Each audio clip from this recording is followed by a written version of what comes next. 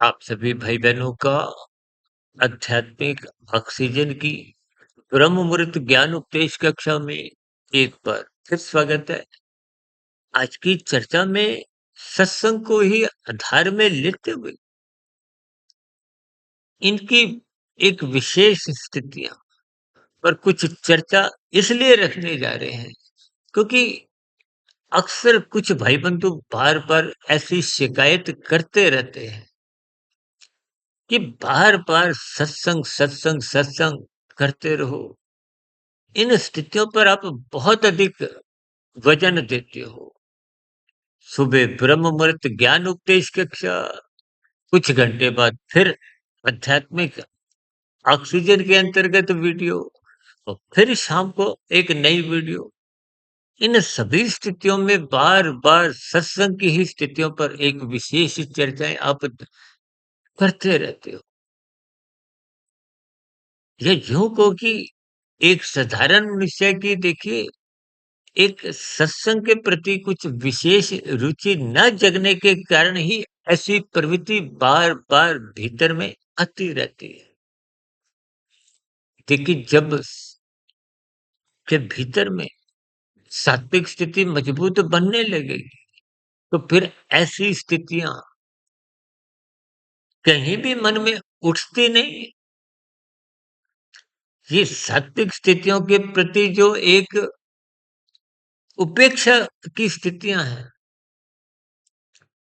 ये कहीं कोई दबे मन के भीतर रुचि को हो, कहीं-कहीं ये अरुचि देखिए शाब्दिक स्तर पर उठ जाती है, कहीं-कहीं ये दबी रह जाती है। लेकिन ये सभी स्थितियाँ जब निरंतर मानसिक स्तर पर या शाब्दिक स्तर पर उठ जाती हैं, तो निश्चित रूप से ये आपके हमारे जीवन में रजोगुण की बढ़ोतरी करती हैं और सतोगुण की स्थितियाँ फिर धीरे-धीरे कमज़ोर होने लगती हैं। स्वयं भगवान श्री कृष्ण जी ने इन 3 गुणों की स्थितियों को गुणतम ज्ञान कहते हुए इन रहस्यमय स्थितियों पर विभिन्न पहलुओं पर इन पर प्रकाश डाला है और हम भी तो देखिए पिछले 6 वर्षों से लगभग 3200 वीडियो जो हमने प्रसारित की है। पहले ही देखिए उन सभी प्रसारित हो चुकी वीडियो में कोई ऐसी नई बात नहीं है। लेकिन फिर भी एक वीडियो से दूसरी वीडियो, दूसरी से तीसरी, चौथी किसी भी वीडियो में यदि आप उत्सुकता पूर्वक सुनते हो तो कहीं न कहीं परमात्मा से जुड़ने की प्रेरणा जगती है। पाप कर्म सहज ही आपके हमारे जीवन में कमज़ोर पड़ जाते हैं। यही स्थितियाँ तो आपको मैं जीवन में बना अन्यथा देखिए हमने आज तक जो 3200 वीडियो प्रसारित किए, तो उन वीडियो के यदि आप नाम ही पढ़-पढ़ के आप भीतर से यदि नहीं भी सुनते, केवल नाम पढ़-पढ़ कर ही यदि आप अपने जीवन में कुछ विशेष स्थितियाँ, सात्विक स्थितियाँ बना लेते हो, तो भी आपके हमारे जीवन में ये जो बुराई है पता है देखिए ये अंधकार, बुराई बहुत ही दबे पाँव आती है। यही तो 3 गुणों का कमाल है। देखिए सतोगुण में प्रकाश में स्थिति है। अक्सर हम सतोगुण को सूर्य के प्रकाश से जोड़ते हैं। रजोगुण को चाँद के प्रकाश से, तमोगुण को एक तारे मात्र के प्रकाश से। देखिए स्थितियों को कुछ-कुछ शाब्दिक स्तर पर उनके फवार्थ समझने होते हैं। जो तो हमने देखिए बहुत सी वीडियो ऐसी भी बनाई है जिन पर मुहावरों का प्रयोग करते हुए उन स्थितियों पे कुछ प्रकाश डाला। हालाँकि ये सभी स्थितियाँ देखिए कहीं न कहीं हमें कुछ ज्ञान संदेश देती हैं। क्योंकि आपके हमारे जीवन में रजोगुण जगा ही रहता है। इसको जगाना नहीं पड़ता। ये संसार के प्रति संसारी जो 5 भोग्य विषय हैं, गंध, रस, रूप, स्पर्श, शब्द ये प्रत्यक्ष रूप से या अप्रत्यक्ष रूप से कहीं न कहीं जगह ही रखते हैं। हालाँकि अक्सर हम अपनी चर्चाओं में बार-बार कहते हैं कि गर्भाकाल की स्थिति से लेके लगभग किशोरावस्था आरंभ होने तक तमोगुण की प्रधानता होती है। किशोरावस्था से रजोगुण एक विकसित होना, रजोगुण का अभिप्राय देखिए कम स्थितियों से भी है। शास्त्रों में तो स्त्री पुरुष का जो एक आपसी आकर्षण है, उसको भी रजोगुण से जोड़ा गया है। देखिए यूँ तो ये संसार का प्रवाह स्त्री पुरुष का एक स्थितियाँ ये अनादिकाल से क्रमबद्ध स्थितियों के अनुसार देखिए शास्त्र बार-बार कहते हैं, धर्म को प्रथम स्थान पे रखो, अर्थ और काम बिगड़ने मत दो। अर्थ ज़रूरी है, हालाँकि अब कहीं-कहीं देखिए कहते हैं ना तमोगुण की निंदा करो। वो निंदा शब्द उस दृष्टिकोण से कहा जाता है जब आप कानून का उल्लंघन करते हो। शास्त्र विरुद्ध आप कर्म करते हो। यूँ तो देखिए आप कोई भी यंत्र खरीद के लाते हो ना, तो उसके साथ एक पुस्तिका मिलती है, ये करो, ये मत करो।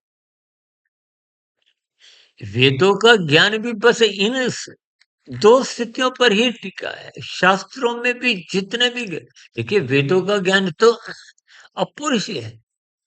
उसको किसी ने भी लिखा नहीं, लेकिन इन सभी स्थितियों को पर हम ज्ञानपूर्वक समझते नहीं। इसके फलस्वरूप विभिन्न प्रकार की विसंगतियाँ कहो, कोई मन में विभिन्न प्रकार की शंकाएँ, प्रश्न ये उठते रहते हैं। देखिए जब प्रकाश नहीं होगा, तो या तो धुंधली स्थिति होगी या अंधकार की स्थितियाँ होती। देखिए शाम को जैसे ही सूर्य अस्त होगा, तो आरंभिक स्थितियाँ कुछ धुंधली स्थितियाँ होती हैं। उस धुंध में आपको कुछ-कुछ नज़र आता है, आप कुछ अपने क्रियाकलाप बिना प्रकाश के करने की स्थिति में होते हो। लेकिन फिर वो धुंधली स्थितियाँ ही धीरे-धीरे, धीरे-धीरे अंधकार में बदल जाती हैं। उस अंधकार में फिर आपको बिजली यानी कि बल्ब ट्यूब जलाने ही पड़ते हैं। इसका अभिप्राय क्या है? जब तक सूर्य का प्रकाश था वो सतोगुण की स्थिति थी। सूर्य का प्रकाश हटते कहो, हटाते कहो, इनके भी बहुत गहरे अर्थ हैं, लेकिन आप साधारण परिस्थितियों में भी एक धुंधली स्थिति को रजोगुण का अभिप्राय देखिए कुछ अति अधूरे ज्ञान से होता है। रायसी ऋषियों का ज्ञान भी कुछ ऐसा ही होता है। इसलिए तो वो समाज में देखा-देखी कहते हैं ना भेड़-चाल की स्थितियाँ कहीं-कहीं देखने को मिलती हैं। मनुष्य स्वयं चिंतन नहीं करता, विचार नहीं करता। हम तो बार-बार कहते हैं, हम जो भी बात रखते हैं उसको तर्कपूर्वक समझो। 2 जमा 2 4 ही होते हैं, 2 जमा 3 5 ही होते हैं। ऐसा नहीं कि केवल भारत में ही होते हैं, पाकिस्तान में नहीं होते, अमेरिका में नहीं होते। ये शास्त्रीय कथन जितने भी जहाँ-जहाँ जो-जो बातें कही गई हैं उनको ज्ञानपूर्वक समझिए। अभी कुछ रोज पहले हमने धर्म के ऊपर एक सार्वभौमिक शब्द से चर्चा रखी थी। देखिए धर्म को प्रथम स्थान पे रखना अनिवार्य है। धर्म का अभिप्राय सत्वगुण है, सत्वगुण का अभिप्राय ज्ञान से है, ज्ञान का अभिप्राय प्रकाश से है। देखिए तन के स्तर पर आपकी मेरी आंखें स्वस्थ भी हो तो भी तो आपको में प्रकाश चाहिए। शाम को आपकी हमारी आंखें कोई खराब नहीं होती। प्रकाश तो स्वस्थ आंखें जो दिन में होती है वही रात को होती है। फिर भी आपको प्रकाश चाहिए, रखी हुई वस्तुएं तभी आपको नजर आती हैं, आपकी क्रियाएं हो पाती हैं। अब संसार में देखिए आपकी हमारी क्रियाएं होती रहती हैं, क्रियाएं को कर्म को कर्म का मतलब जिस फल की प्राप्ति के लिए जब करते हो फल क्या है सुख देखिए, जब आप अंधकार में कुछ क्रियाकलाप करते हो तो उसमें ठोकरें हैं। इन सभी स्थितियों को आप गुणों से जोड़िए। यानी कि तमोगुण में ठोकरें हैं, भटकाव है, अंधविश्वास है। इसलिए तो तामसी मनुष्य गलतियां ही गलतियां करता है। राजसी मनुष्य थोड़ी धुंधले प्रकाश में होने के कारण कुछ कुछ आधा अधूरा ज्ञान होता है। देखिए, जब आप गाड़ी चलाते हो धुंध में, तो आप में अधिक दूरी का नजर नहीं आता, लेकिन पास का तो नजर आता है। यानी राजसी मनुष्यों को अपना सुख, परिवार का सुख नजर आता है। समाज के प्रति उस क्रिया का, उस कर्म का क्या परिणाम आएगा? क्योंकि धुंधली स्थिति है, ज्ञान है नहीं। जैसे धुंध में गाड़ी चलाते हुए आपको दूरी का नजर नहीं आता, तभी तो कहते हैं धीरे चलो। तेज चलने पे दुर्घटनाएं होती है। इसलिए राइसिन विषयों को कहा जाता है, विषय भोगों को भोगने में थोड़ी समझदारी दिखाओ। देखिए, स्थितियों को आप जितना जितना क्रमबद्ध जोड़ोगे, उतनी उतनी बात शास्त्रों की समझ में आएगी। अरे तो प्रयास ही यही होता है कि शास्त्रीय कथनों को सरल शब्दों में, संसारी उदाहरणों द्वारा कुछ उस पर प्रकाश डाला जाए, ताकि कोई बात एक समझ में आ जाए। क्योंकि ज्ञान की कड़ी एक भी समझ में आएगी, उस एक समझी हुई कड़ी पर ही जब आप चिंतन करोगे तो दूसरी बात समझ में आएगी। फिर 1 से 2, 2 से 3, फिर ज्ञान की कड़ियाँ जुड़ने लगती हैं। देखिए, बच्चा जब प्ले स्कूल में जाता है तो उसको पूरे साल में क्या ज्ञान होता है? और एक साधारण मनुष्य अक्सर ऐसी शिकायत करते हैं कि हमें तो शास्त्रों का ज्ञान विज्ञान पूर्ण रूप से समझ आ गया है। आप केवल 2, 4, 5 मिनट की वीडियो में ही बात अपनी रखा करो। ये 15 मिनट, 1 मिनट, देखिए एक वीडियो हमने प्रसारित की थी ना, मनुष्य के मरने के बाद का अगला जन्म, जो लगभग 5 वर्ष पहले आई थी। एक साधारण मनुष्य देखिए ऐसी वीडियो सुनना पसंद नहीं करता, क्योंकि रुचि नहीं है। जबकि काल्पनिक धारावाहिक कितने ही टीवी में आते हैं, यूट्यूब पे भी आप कुछ स्थितियों में जुड़ते हो, सिनेमा घर में भी फ़िल्म देखने जाते हो, तो वो भी कोई सात्विक स्थितियाँ नहीं होती, राजसी स्थितियाँ होती। देखिए, जितने भी खेल, तमाशे, मनोरंजन की स्थितियाँ, ये तो राजसी स्थितियाँ हैं। रजोगुण का अभिप्राय ही क्या है? देखिए, रजोगुण में रहते हुए भले ही पतन ना भी हो प्रत्यक्ष रूप से, लेकिन रजोगुण कहीं भी कोई लाभदायक स्थितियाँ नहीं।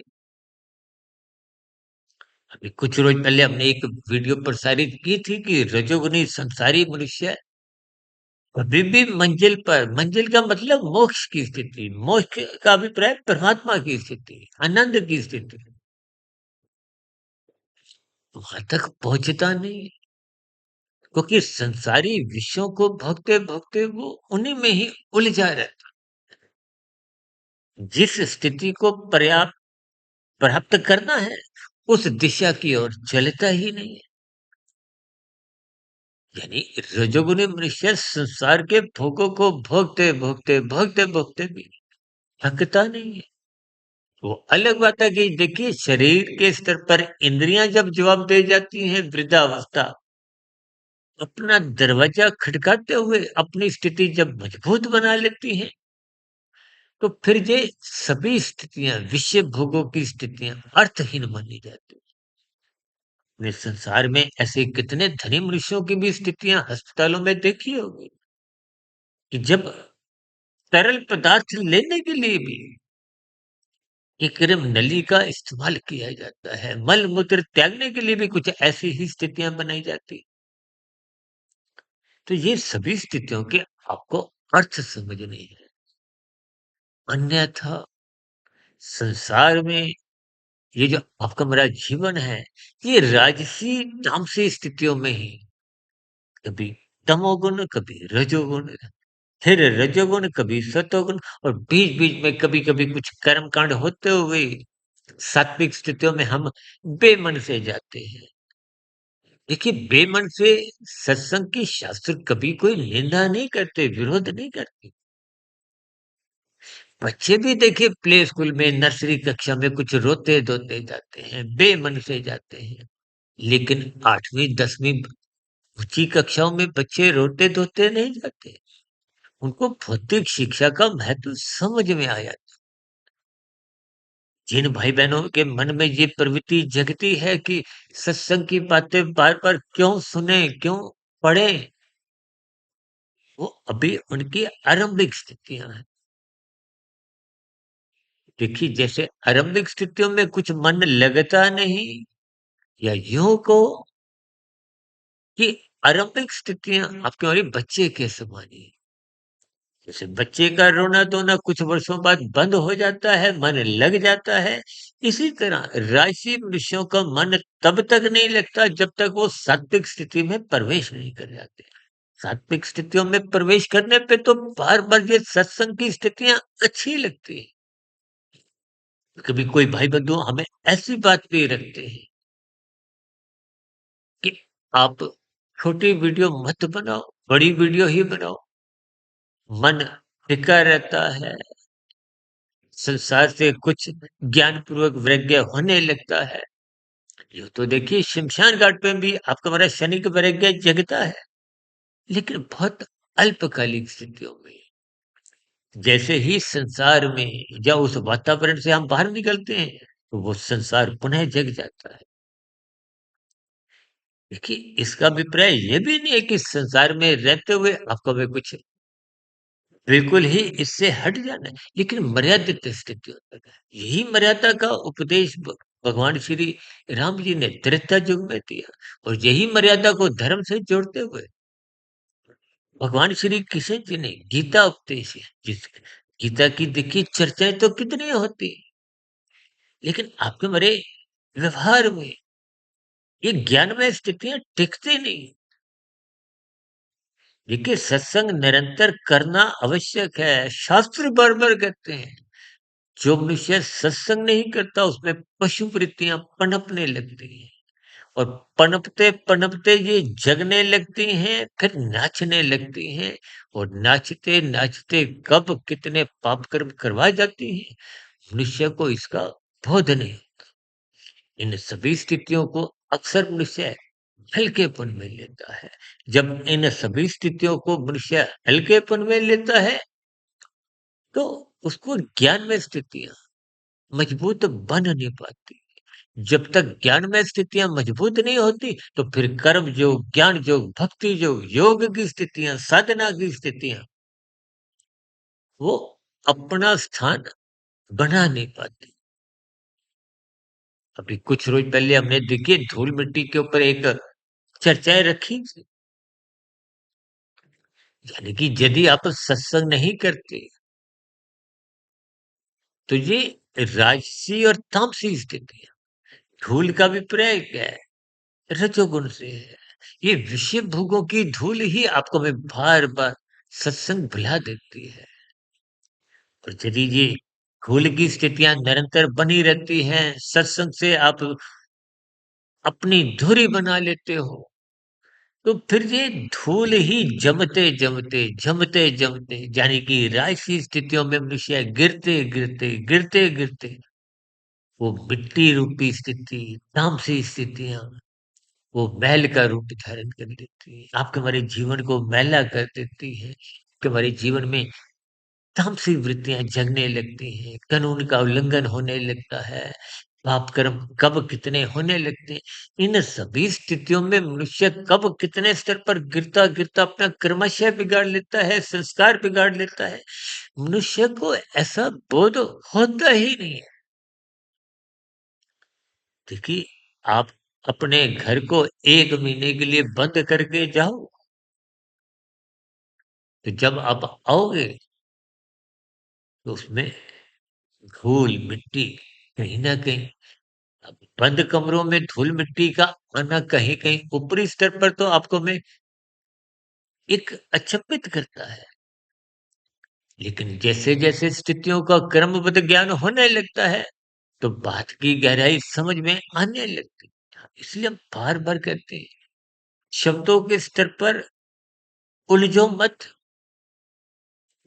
उन शब्दों को एकाग्र स्थिति में उनके अर्थ ढूँढो।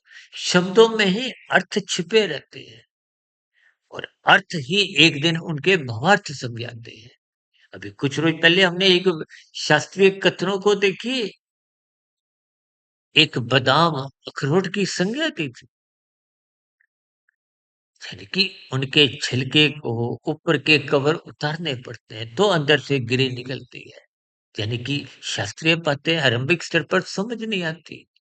जब समझ में आ जाती हैं, आपके जीवन का हिस्सा बन जाती हैं, आपके जीवन में सकारात्मक परिवर्तन आते हैं, ब्रह्म मुहूर्त में उठने की का एक संस्कार बन जाता है। देखिए गुरुओं के आशीर्वाद से ये परमात्मा की कुछ कृपाएँ होती हैं। अब देखिए ना पिछले लगभग 28-29 वर्षों से 1 डेढ़ 2 बजे उठने का एक स्वभाव सा बन गया है। ये पूर्व जन्मों की स्थितियाँ को हो, इन सात्विक स्थितियों के प्रति विशेष रुचि को हो, देखिए जब आप साधना के मार्ग पर चलना आरंभ कर देते हो तो परमात्मा की व्यवस्था में अपने आप स्थितियाँ बनने लगती हैं। हम क्यों कहते हैं कि मिले हुए जीवन में साधना आरंभ कर दो? देखिए कर्म योग, ज्ञान योग, भक्ति योग की स्थितियाँ जब साधना आरंभ हो जाती है, तो मनुष्य पाप कर्मों से बचा रहता है। कारण शरीर बिगड़ता नहीं है। जब कारण शरीर बिगड़ता नहीं तो फिर मनुष्य को पुनः मनुष्य योनि की प्राप्ति आसानी से हो जाती है।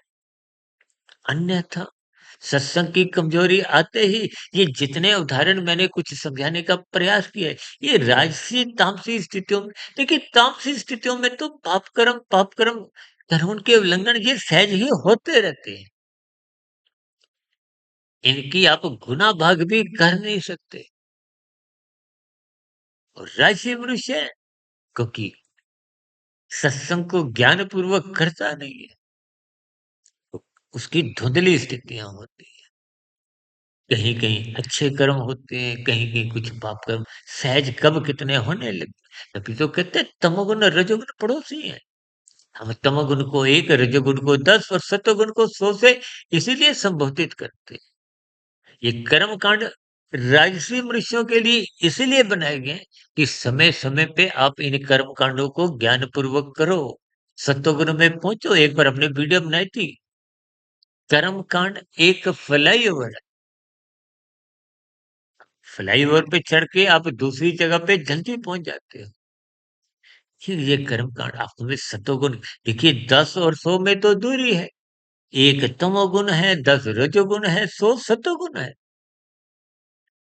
10 और 100 के बीच में ये जो फ्लाईओवर है, कर्म कांड है, ये मात्र इतना ही कार्य करते हैं कि आपको सतोगुरु में प्रवेश करवा देते हैं। देखिए हर 6 महीने बाद जो नवरात्रों की स्थितियां अभी कुछ दिन पहले ही नवरात्रे समाप्त हुए। ये 6 महीने की ऋतुओं की स्थितियां को कि किसी भी प्रकार से स्थितियों से जुड़ना है, सात्विक स्थितियों से। ये सभी स्थितियाँ वो तन के स्तर पर यानी कि स्थूल शरीर भी स्वस्थ रखती हैं और मन बुद्धि के स्तर पर सूक्ष्म शरीर जब स्वस्थ रहते हैं, तो कारण शरीर फिर बिगड़ने का प्रश्न ही नहीं उठता। जब कारण शरीर नहीं बिगड़ता, तो फिर आत्मा पर वो ज्ञानमय स्थितियाँ बनी रहती हैं। जब ज्ञानमय स्थिति में आत्मा रहती है, कहते हैं ना आत्मस्थित हो, तो परमात्मा के आनंद की झलकें जीवन में बनी रहती हैं। और ये सत्संग की स्थितियाँ आपकी हमारी ज्ञानमय स्थिति मजबूत करती है। इसलिए इन सभी संकेतों को ज्ञानपूर्वक समझते हुए सत्संग की स्थिति को निरंतर महत्व देते रहे।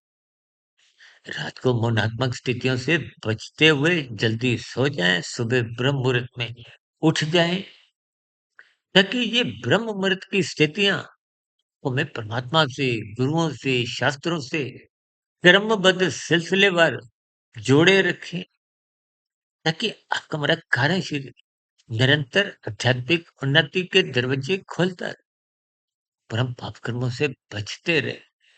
ताकि कम से कम यदि मोक्ष की प्राप्ति इस मिले हुए जीवन में नहीं भी बन पाती तो उस दिशा की ओर आप जितना अधिक चल जाते हैं, वही आपकी हमारी आध्यात्मिक कमाई है। पुनः पुण्य जो नहीं सुनिश्चित बनी रहती है। संस्कारी माता-पिता के यहाँ ही जन्म होता है। गुरुजनों का संग आत्मा की प्रेरणा से सहज ही उपलब्ध बना रहता है। तो अभी मेरे मन में देखिए कुछ ऐसी सात्विक स्थिति, जैसे आप किसी को देखिए फ़ोन करते हो, दूसरे ने यदि नहीं उठाया तो आपकी मिस कॉल वहाँ रजिस्टर हो जाती है। फिर वो आपको थोड़ी देर में फ़ोन मिलाता है। ठीक परमात्मा के यहाँ भी आत्मा से जुड़ने की आप अभिलाषा रखें, जिज्ञासा रखें, परमात्मा को याद करें, ये मिस कॉल करें। देखिए स्थितियों को आप जितना-जितना क्रमबद्ध समझोगे, बात की गहराई समझ में आने लगेगी। देखिए जब संस्कारी माता-पिता के यहाँ जन्म होता है, गुरुजनों का संग मिलता है, यानी कि सत्संग मिलता है, तो आपकी हमारी आध्यात्मिक उन्नति निरंतर आगे बढ़ती जाती है। और जब पुण्य स्थिति बन जाती है, तो मायातीत की स्थिति पहुँच जाती है। जन्म-मरण के बंधन समाप्त हो जाते हैं। इन सभी स्थितियों को परमात्मा की प्रेरणा से, गुरुओं के आशीर्वाद से इन पर मैंने कुछ प्रकाश डाला है। फिर भी समझाने में देखिए कुछ कमी रह सकती है।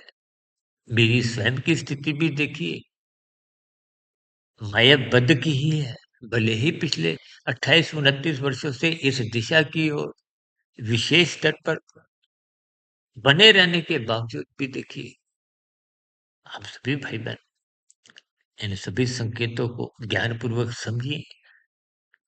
जितना-जितना आप अपनी आध्यात्मिक उन्नति कर सकते हैं, वो सुनिश्चित करें। इन्हीं शुभकामनाओं के साथ चर्चा विशेष को यही विश्राम देते हैं। दिन में आध्यात्मिक ऑक्सीजन के अंतर्गत शाम को सर्व कल्याण वृक्ष की एक तर्क संगत प्रश्नोत्तर ज्ञान कक्षा में और कल सुबह पुनः ब्रह्म मुहूर्त ज्ञान उपदेश कक्षा में इन वीडियो के द्वारा मुलाकात होती रहेगी। ऐसी कृपाएं परमात्मा की ओर से यदि बनी रहती है, चर्चा विशेष को यहीं विश्राम देते हैं। फिर भी वीडियो संबंधित आपके मन में कोई प्रश्न हो, कोई सुझाव हो, कोई मेरी कही गई बातों पर ही आपकी कोई टिप्पणी हो, शिकायत हो, आपत्ति हो, विरोध हो, इन सभी स्थितियों का नीचे दिए गए कमेंट्स बॉक्स पर उनकी प्रक्रिया का स्वागत है। चर्चा विशेष को ध्यानपूर्वक, धैर्यपूर्वक, गंभीरतापूर्वक सुनने के लिए सभी भाई-बहनों का बहुत-बहुत धन्यवाद।